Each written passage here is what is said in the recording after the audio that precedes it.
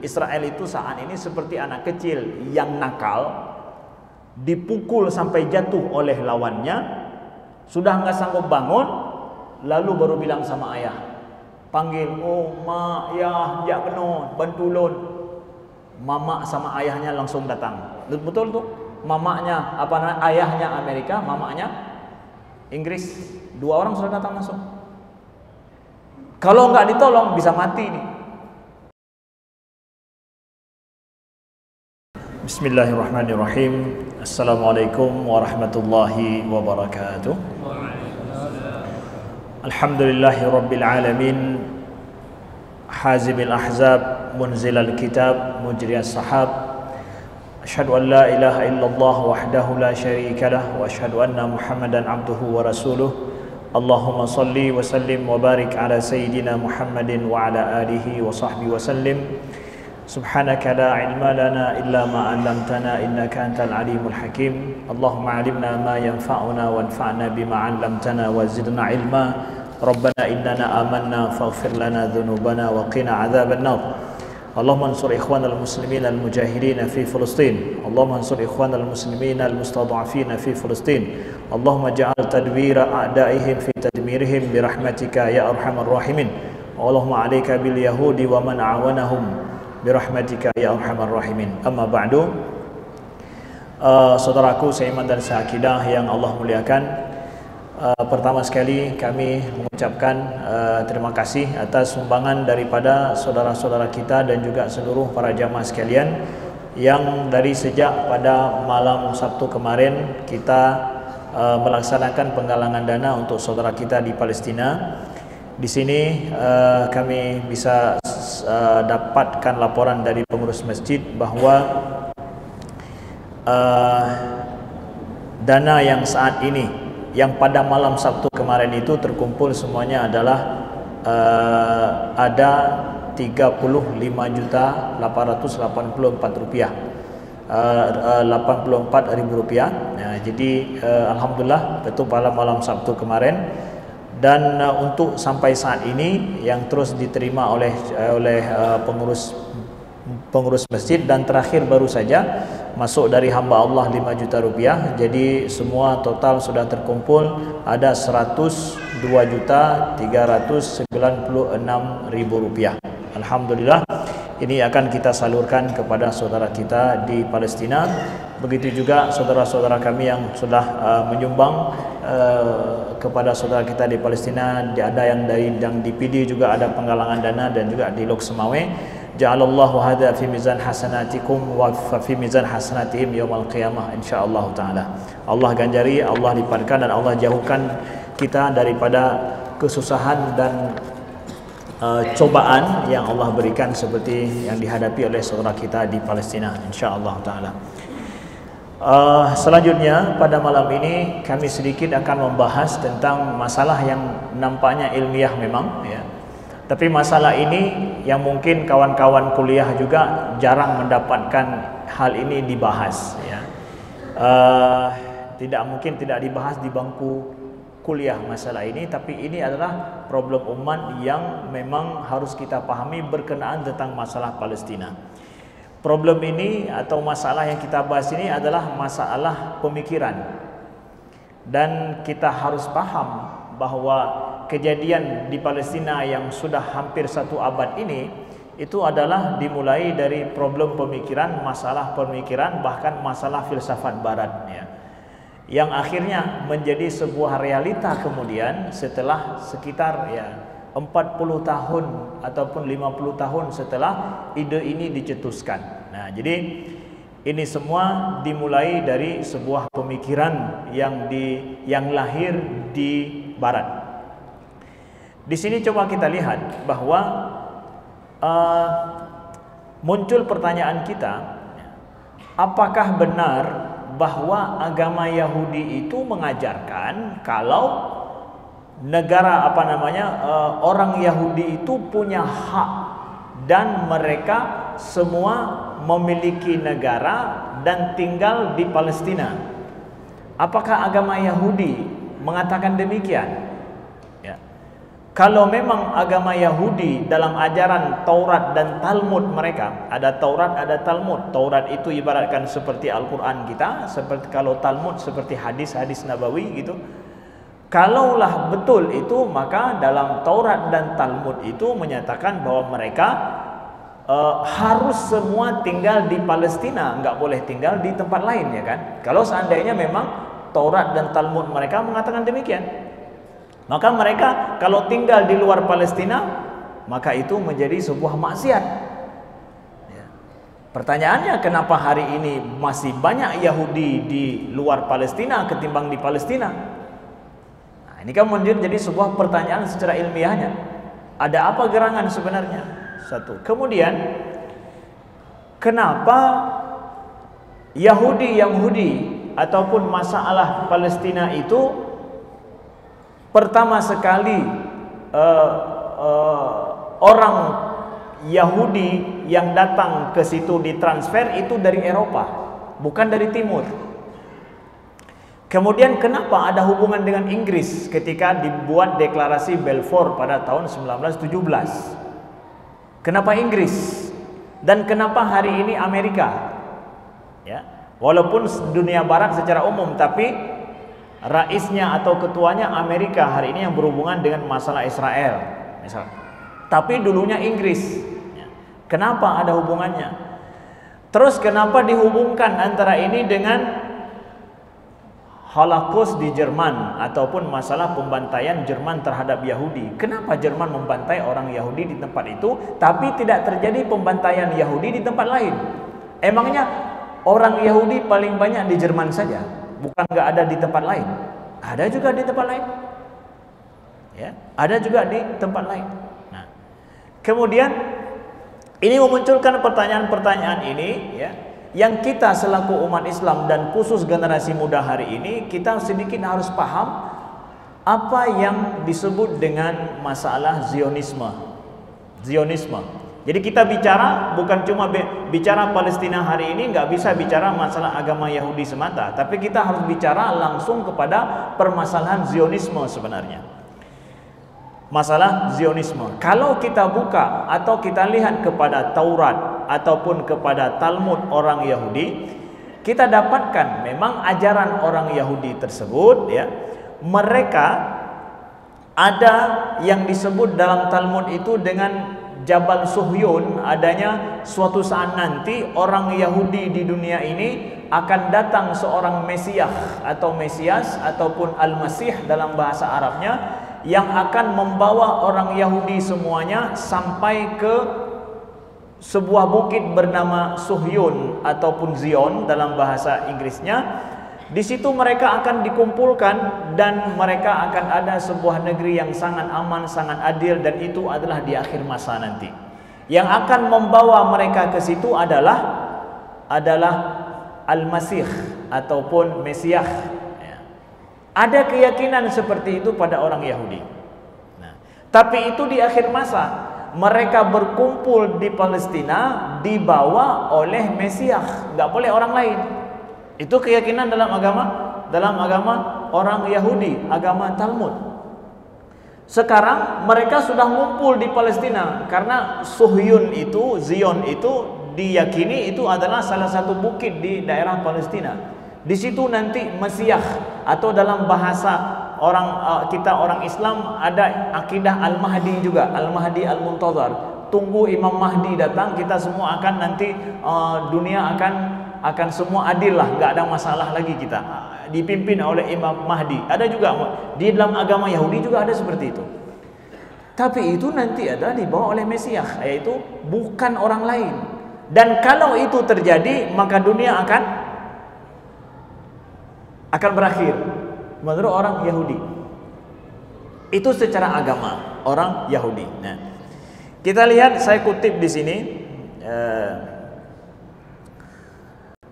daripada tentang keterangan dalam Talmud disebutkan bahwa walakin al-hilmul audah lam yatim ala aidil afrad wa innama ala yadi al-masiyah. bal inna Talmud yuqarrir fi ba'd nususi anna ay syakhsin yahudi ya'udu ila Palestin bi ghard al-istitan wa laysa bi ghard at-ta'abbud yukhalif bidzalika wasaya rabbaniyah. Ya. Jadi dalam Talmud disebutkan bahwa siapa saja orang Yahudi yang pulang ke Palestina untuk bermukim tinggal di situ bukan untuk beribadah, maka ini sama dengan yukhalif bidzalika wasaya rabbaniyah, sama dengan dia melanggar terhadap wasiat-wasiat Tuhan.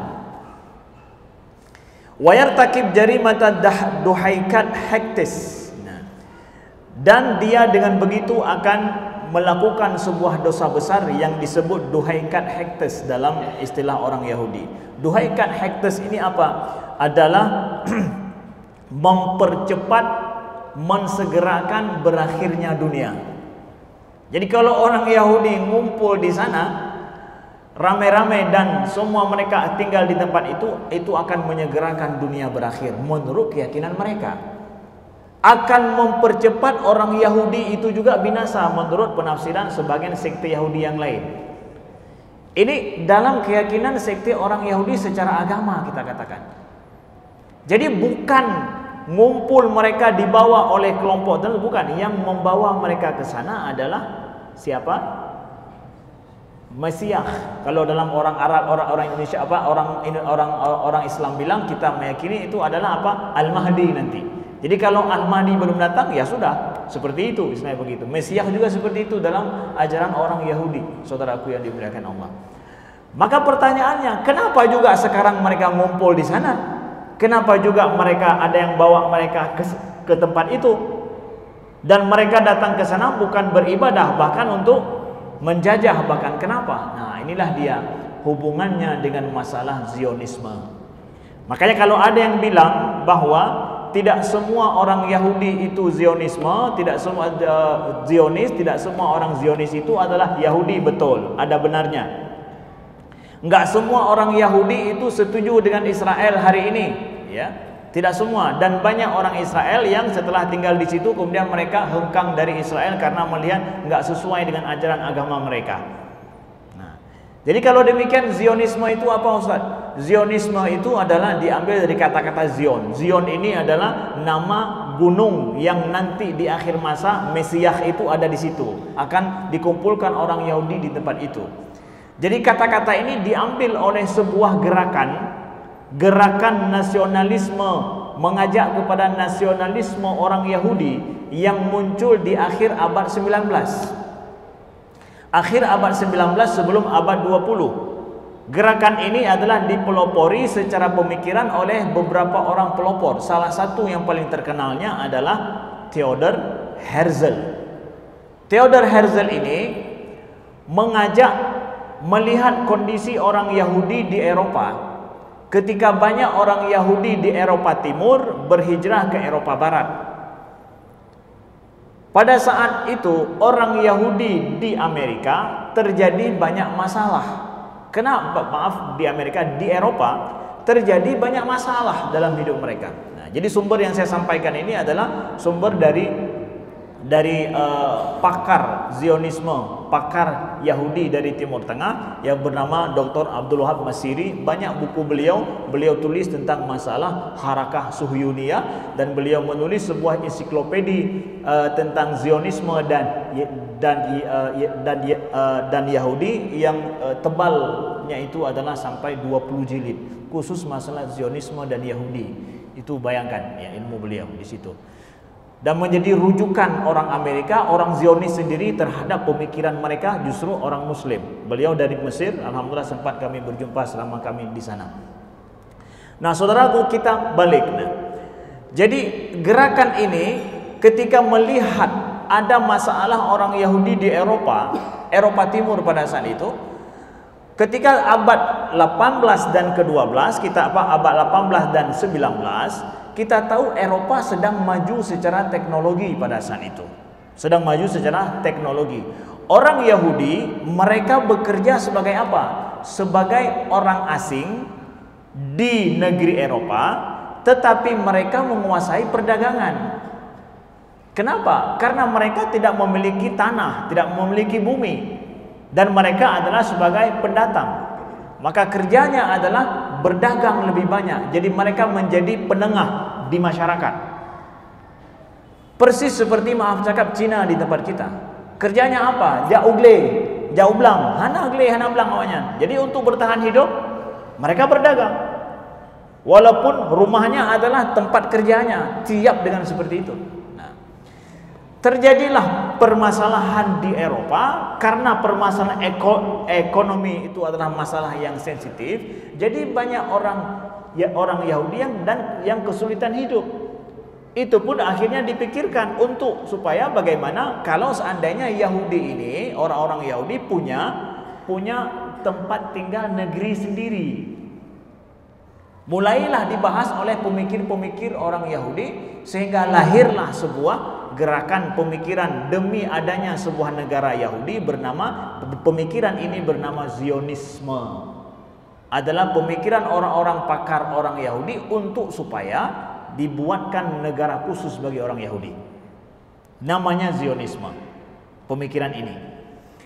Lalu kita lihat pemikiran ini bukan langsung ke Palestina, enggak ada urusan dulu, belum ada urusan dengan Palestina. Mereka mikir ini dulu. Setelah dipikir, mulailah muncul ide, kemana negara Yahudi ini, orang-orang Yahudi kita buat sebuah negara yang ngumpul semua, kemana? Ada yang mengusulkan ke Argentina, ada yang mengusulkan ke Mozambik di mana? Di Afrika, dan banyak negara-negara lain yang menjadi tujuan mereka buat negara orang Yahudi di sana. Karena di Argentina juga banyak orang Yahudi, salah satunya yang paling terkenal siapa? Messi ya? Ya. Contoh. Nah, akhirnya apa? Enggak diambil opsi di Afrika, enggak diambil opsi di Amerika Latin, diambillah opsi di Palestina. Kenapa? Karena Palestina pada saat itu, ya, kita tahu gerakan ini mencoba terus melobi pemerintahan Eropa untuk mendukung mereka. Pada saat itu yang sedang menguasai Timur Tengah, ya, itu adalah Inggris. Karena Inggris berhasil, ya, menguasai pada saat itu daerah yang dikuasai oleh Utsmaniyah pada saat Utsmaniyah sudah mulai melemah. Nah, Inggris, kita tahu Inggris sampai akhir abad 19 dan awal abad 20 adalah negara yang memiliki jajahan terbesar di dunia. Penjajahan Inggris paling besar di dunia. Maka dia memiliki banyak tanah jajahan. Orang Zionis ini mendekatkan diri dengan Inggris. Karena inilah yang bisa untuk bekerja sama. Mereka buat kerjasama dengan pemerintah Inggris, di mana tanah yang bisa diberikan untuk orang Palestina, untuk orang Israel atau orang Yahudi, nanti orang Yahudi atau negara Yahudi yang akan mereka bentuk akan memberikan sumbangsih dan akan menjaga kemaslahatan Inggris di sana. Kami akan menjaga kemaslahatan Inggris di sana. Maka Inggris pun berpikir daerah yang paling strategis bagi mereka kuasai terus menerus nanti itu adalah di daerah Timur Tengah. Daerah Timur Tengah itu adalah daerah Utsmaniyah dulu.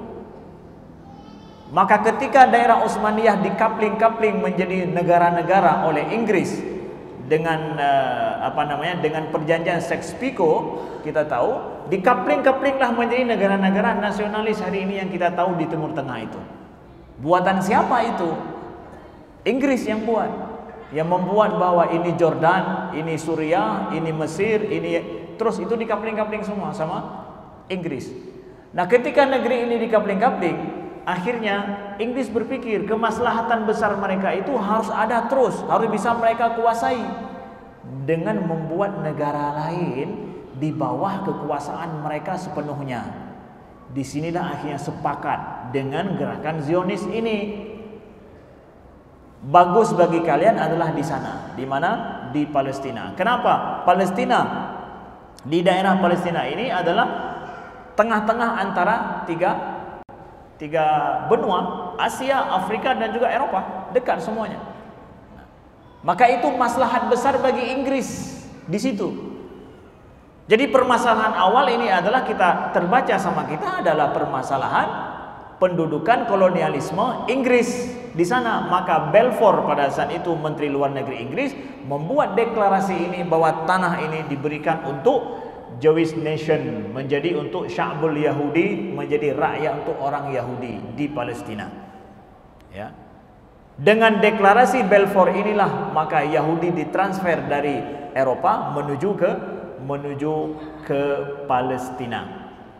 Nah, untuk membuat ini, bagaimana orang Yahudi siap untuk berangkat semuanya ke Palestina? Dibuatlah oleh pasukan, oleh gerakan Zionis ini frame, dibajah dalam bahasa Arabnya frame, bahwa ini adalah merupakan sudah digariskan oleh Tuhan, bahwa tanah yang dijanjikan Tuhan itu ada di Palestina. Nah, mulailah dipakai oleh gerakan Zionis ini ajaran Yahudi yang nanti hari kiamat dipakai terus sekarang, yang semestinya nanti akhir masa dipakailah oleh mereka sekarang langsung. Ini diwajibkan kepada orang Yahudi untuk berhijrah ke Exodus, kemana? Ke negara, ke tanah Palestina. Li sya'bin bila ardin, bahwa negeri Palestina itu menurut mereka, yang mitos mereka buat adalah ardun bila sya'bin li sya'bin bila ard, yaitu tanah Palestina itu adalah tanah yang tidak punya tuan untuk tuan yang enggak punya tanah, tanah yang tidak punya bangsa untuk bangsa yang tidak punya tanah. Itu mitos dibuat oleh Zionisme untuk meyakinkan orang-orang Yahudi di Eropa siap berhijrah ke sana.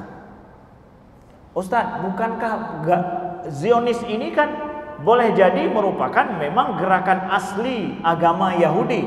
Tunggu dulu, kita nggak bisa mengatakan itu. Kenapa? Secara ilmiahnya, yang membuat gerakan Zionisme ini itu adalah orang-orang Yahudi yang ateis. Aneh kan kedengarannya? Orang Yahudi ateis. Masa orang Yahudi ateis? Inilah dia.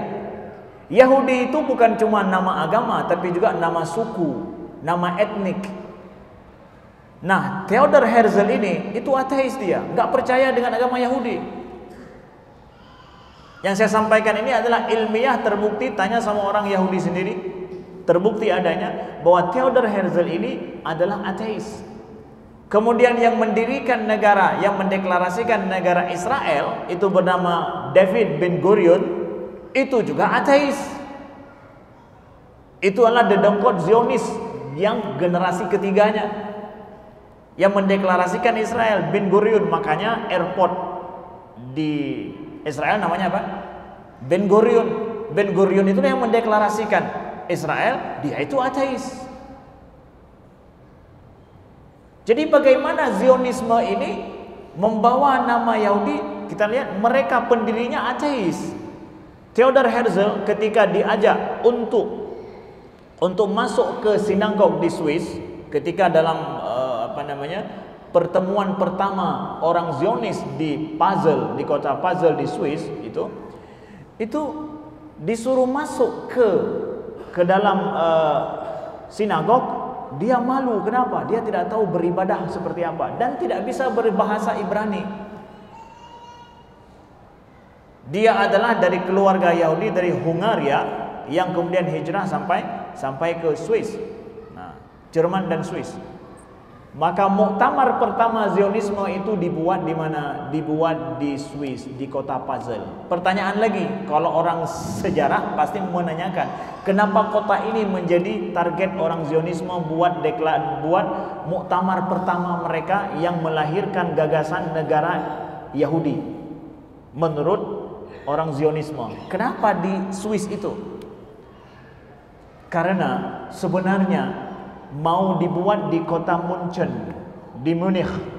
Di Munich lah, karena Munich paling banyak orang Yahudi. Maka muktamar itu mau dibuat di Munich. Orang Yahudi Munich semua menantang ide itu, membuat negara khusus bagi orang Yahudi. Mereka tidak mau. Makanya diusir orang-orang Muktamar itu nggak boleh buat di Munich. Akhirnya mereka membuat di kota kecil di Basel yang orang Yahudinya sedikit, hanya yang demo bahasa aja. Inan kehidupan. Ini kita pahami secara ilmiah, ya. Begitu saudaraku yang dimuliakan Allah terjadi. Jadi Zionisme ini yang memprakarsai, yang bekerja sama dengan Inggris sebagai kolonialis terbesar pada saat itu untuk membuat negara Yahudi. Negara Yahudi ini adalah perpanjang tanganan daripada kolonialisme Inggris pada saat itu. Lalu ketika terjadi masalah Jerman, Holocaust di Jerman, ataupun ya kita pakai bahasa mereka namanya pembantaian Nazi terhadap orang Yahudi, muncul mitos lain bahwa mereka harus hijrah dari Jerman menuju ke sana karena apa? Dibantai oleh orang Jerman, makanya Yahudi harus hijrah. Ini dipakai adalah juga iklan ataupun gembar-gembor kampanye Zionisme yang mengkampanyekan pembantaian itu dilakukan oleh Nazi. Permasalahannya bukan masalah Yahudi karena agama, bukan.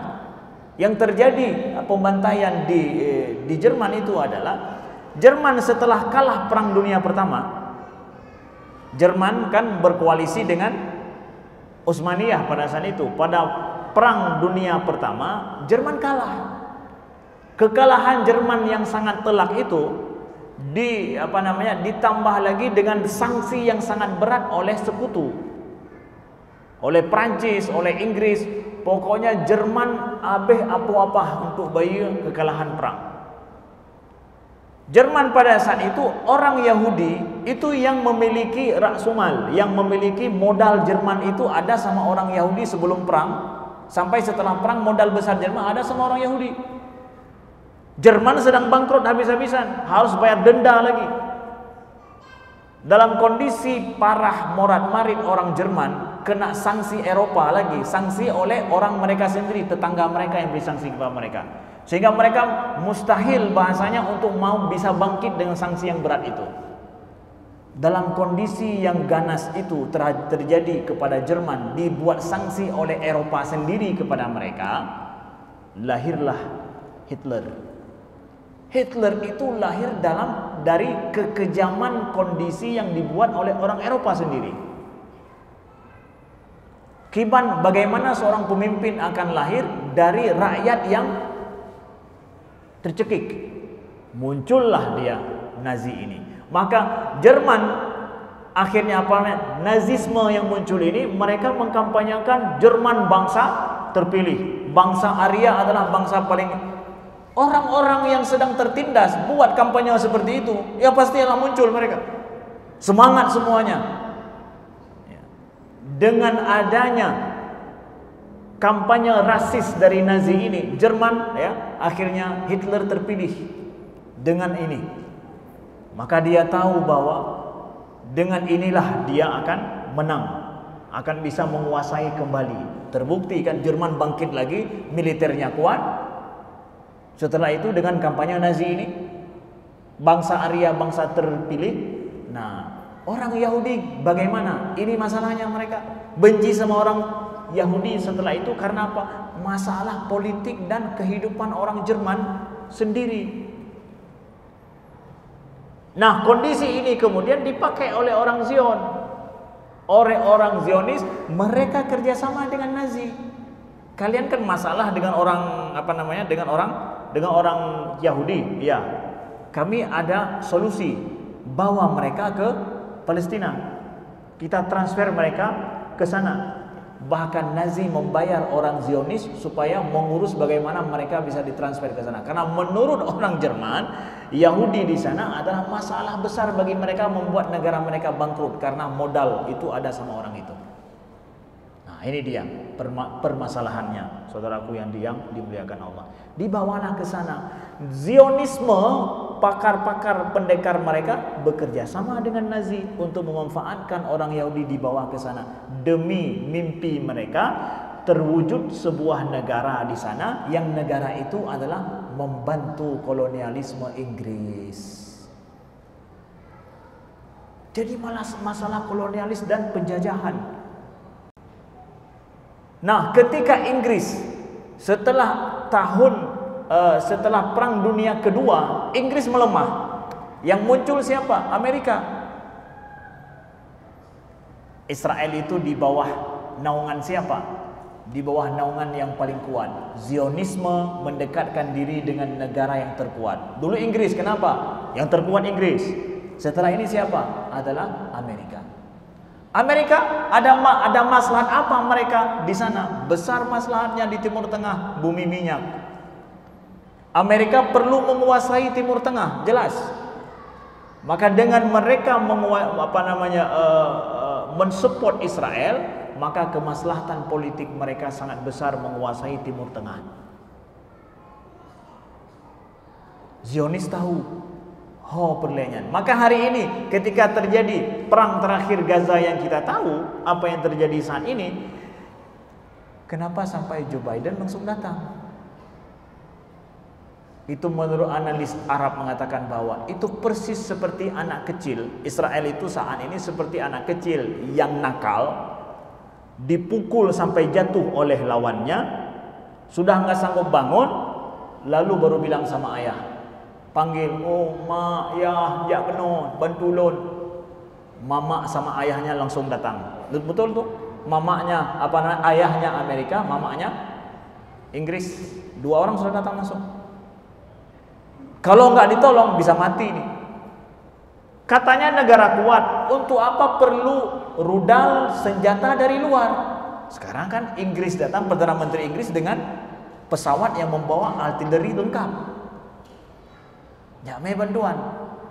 Hai negara kuat, untuk apa bantuan militer? Melawan negara yang bukan negara, bahkan kelompok.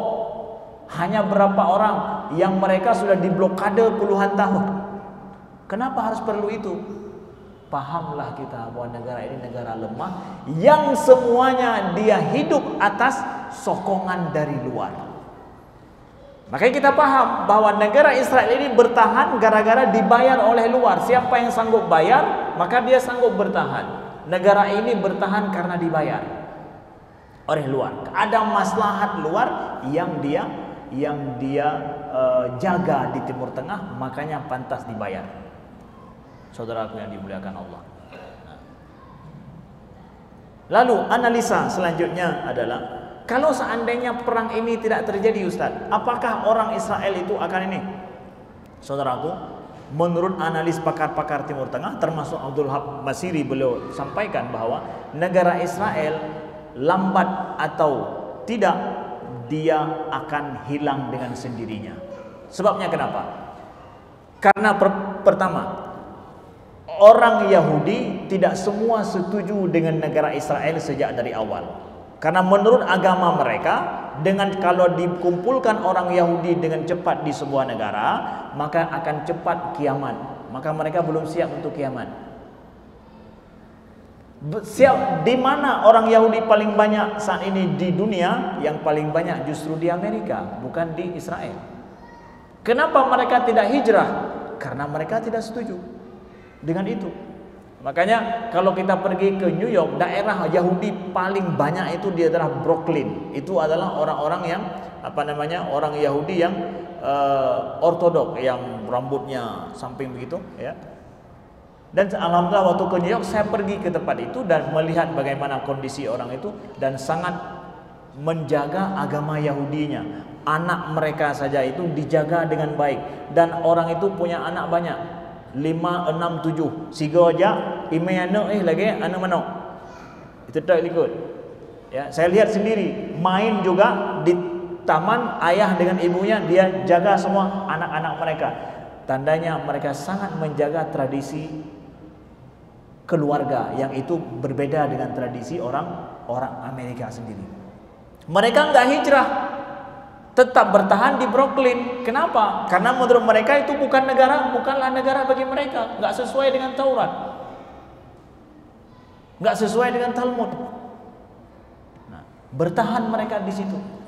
Kalau kita duduk, saya naik bis, naik kapal laut penyeberangan, duduk di kapal laut itu banyak orang itu orang Yahudi. karena memang kampung mereka. Kalau kita sudah duduk ada bangku satu yang kosong, hanya laki-laki yang duduk tempat kita, wanita nggak mau duduk. Dan mereka wanita-wanita Yahudi itu nggak mau lihat kita, dia akan menunduk, nggak mau lihat orang asing. Persis seperti muslimah di tempat kita.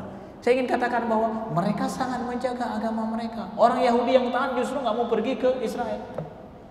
Nah, yang mau ke situ siapa juga? Maka inilah dikatakan dengan Zionisme. Dan Zionis adalah mereka yang sudah yakin dengan kampanye gerakan Zionis.